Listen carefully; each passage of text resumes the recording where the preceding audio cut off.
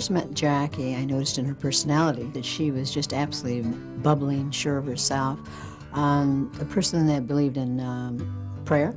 She believed that every person was just great. She was interested in everything we were in. Sports, TV shows, music, anything we liked. She cared a lot about, especially her friends, but especially her family and my sister and I.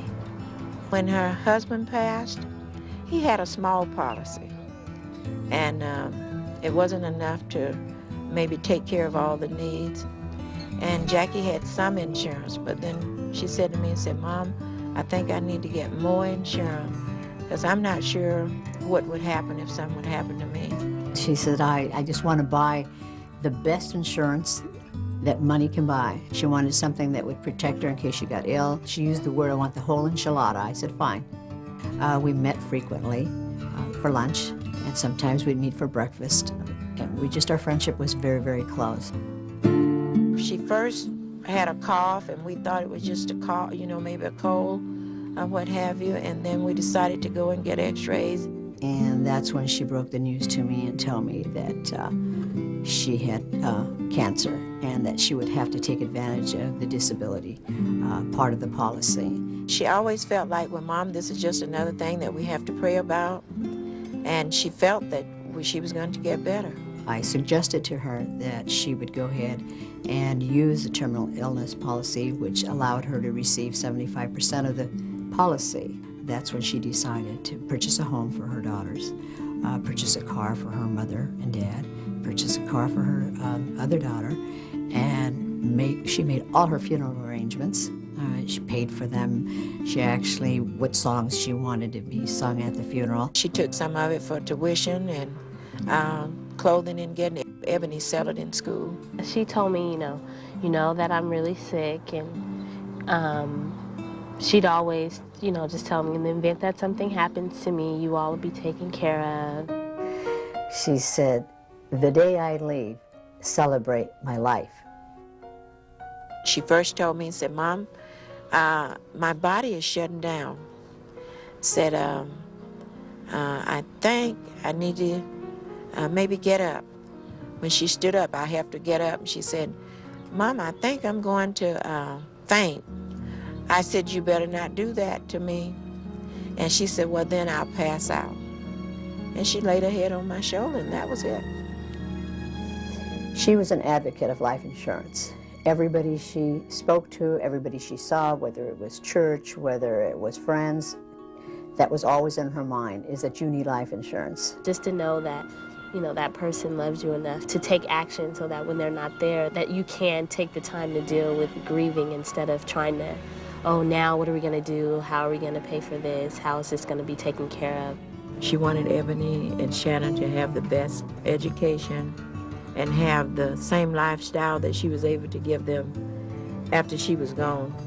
And that's why she chose to have insurance to help them along the way. That was her greatest wish.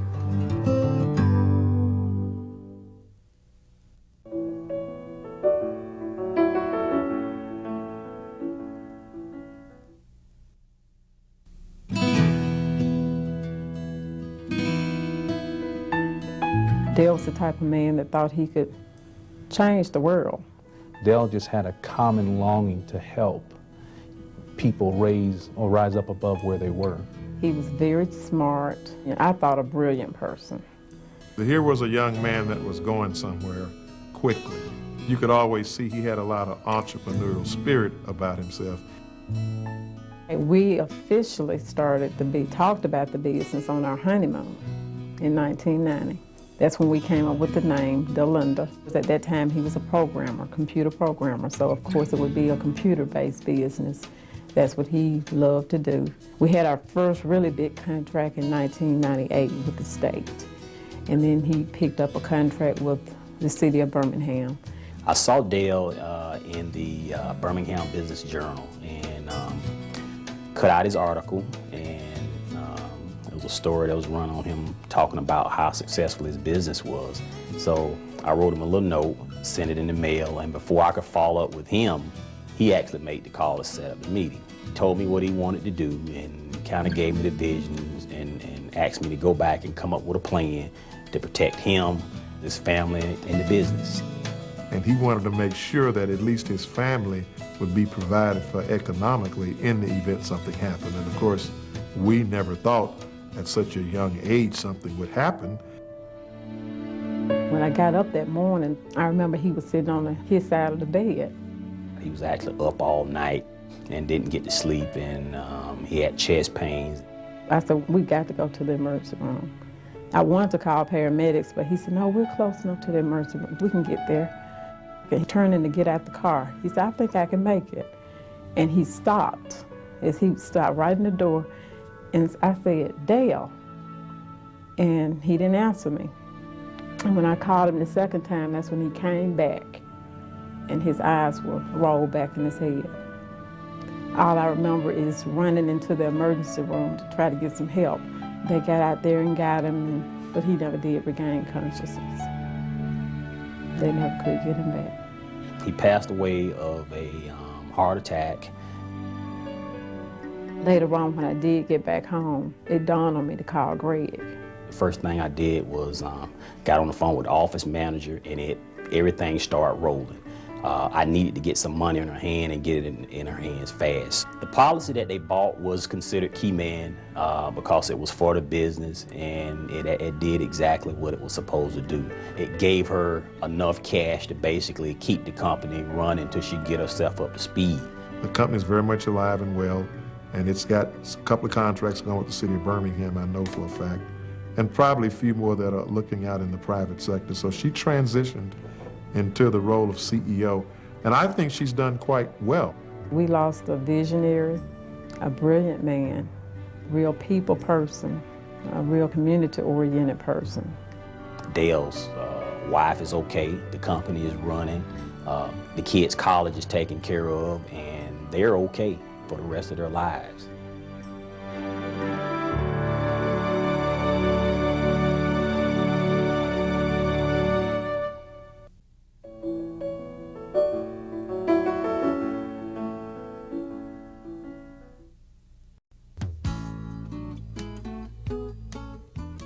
Well, Lynchburg is not a large city. There's about 75,000 people here.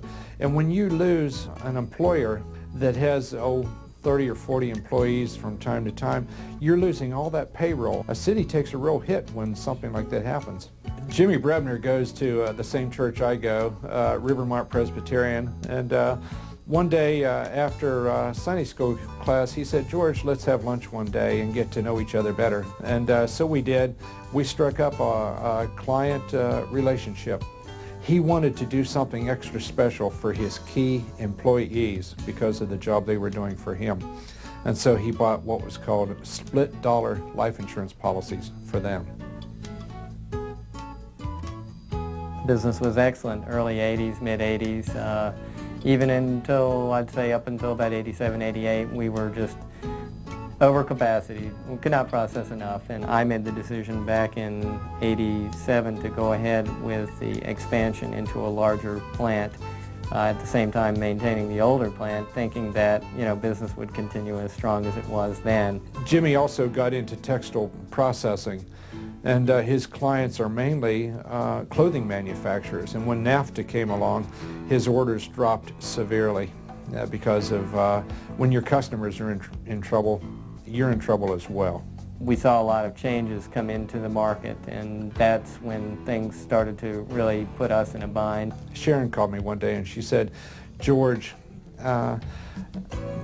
the other employees and I on whom you've written split dollar policies, Bob and Jerry, Bev, Ann and me, we met to formulate a plan on how we could possibly financially save Bonnie Bray. And first of all, I just want to know how much cash value is in those split dollar policies. I said, Sharon, there's tens of thousands of dollars in those policies, but that's your retirement bonus. What are you thinking? And she said, we want to take the money out. We want to make payroll, pay off our suppliers, and retool and get this company going. there's enough equity in there to do it. There's no equity anywhere else at this time. Those policies can help. Obviously, it really touched my heart to know that people who had given years of service were willing to give up their retirements, their security, for the good of the company. I FedExed the request up to Mass Mutual, the life insurance company that the policies were written, and they FedExed the money back to Bonnie Bray. It was put into their checking account. And it was incredible, the response. I mean, it was very quick. It wasn't, I think that the company couldn't have gone on longer without it, but it certainly made things, eased a lot of the pains very quickly and helped us over some hurdles that otherwise we would not have been able to overcome. I'm anxious to push forward with the new start that the insurance has provided. I've spent probably the last 9 months in Bonnie Bray focusing on those new markets, and we are just now seeing the fruits of that labor, so we look forward to that expanding.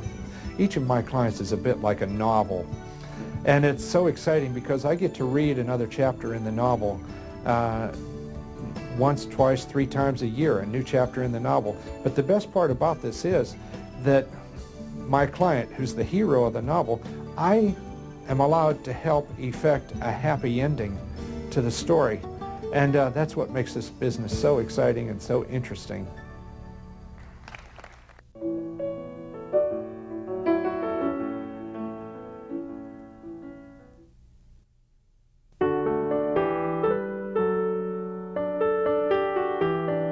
Lisa and I first met in college. We just kind of knew, and once we started going out, we really were never apart from that point on.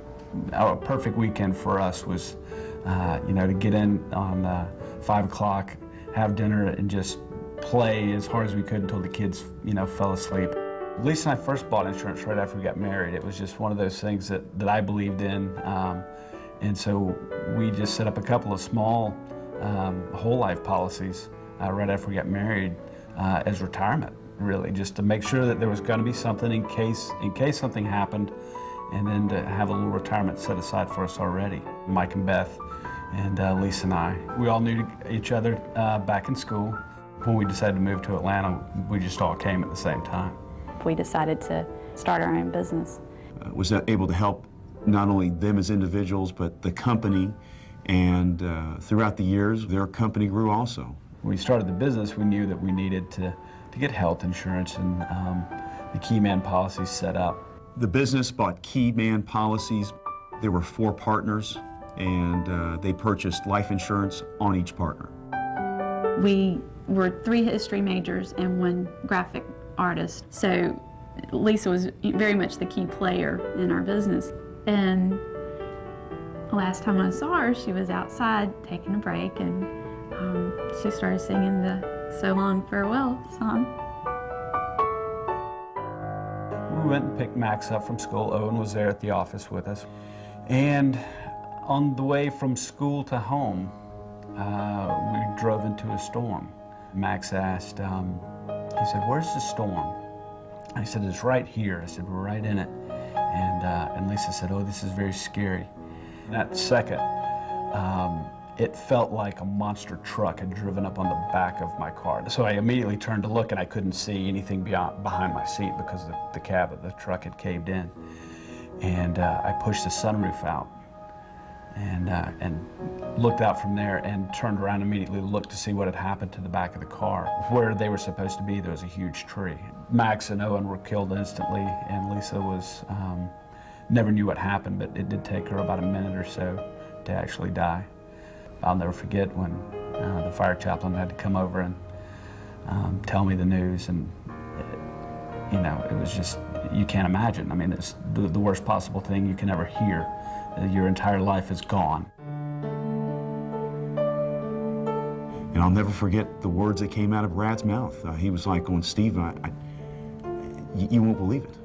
They were in the back seat, and there's not a scratch on me. Just horrible, absolutely horrible. I'm just torn up inside, and I'm having to make arrangements for their burial. When we were planning the music, that was, I tried to pick some things That would be special to both Lisa and Max. On a personal level, as hard as it was to lose Lisa, we also lost Brad. Business-wise, it was a hard hit because Lisa had so much depth of knowledge, was so great with her clients.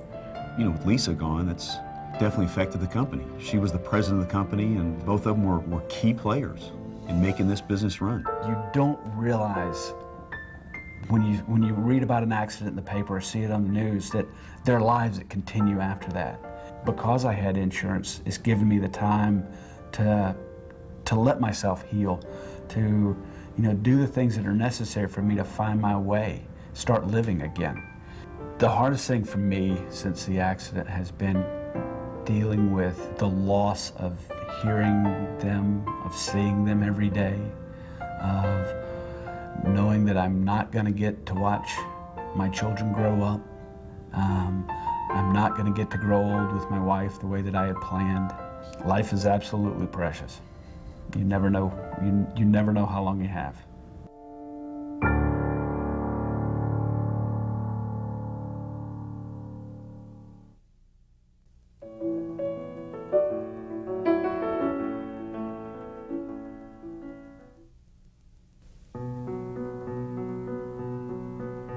Brian's greatest relaxation was the piano, and I would sit on a big Victorian sofa and listen to him play the piano for hours. There's a photograph we have of him walking out of the OR holding one baby in each arm. He was so proud of his girls. They were truly just the light of his life. Life was great. And I was ready to settle in, and I really felt that's where we were. We were settling in to raise our family. The girls were 2.5, and we just celebrated our 5th wedding anniversary. When Brian started to complain slightly about some tingling in his right arm, and my initial reaction was stress and anxiety, and there's a logical explanation.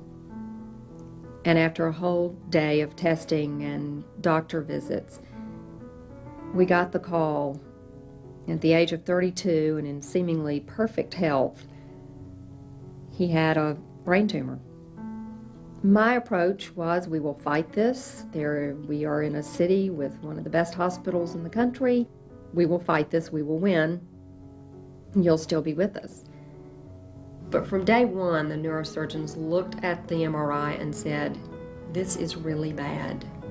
My older sister is a doctor, and I said to her, he will never walk his daughters down the aisle, will he? And she said, no, he won't. My friend's sick, my client, I need to see what we need to do. I want to be involved. I want to make sure that my client benefits from the contracts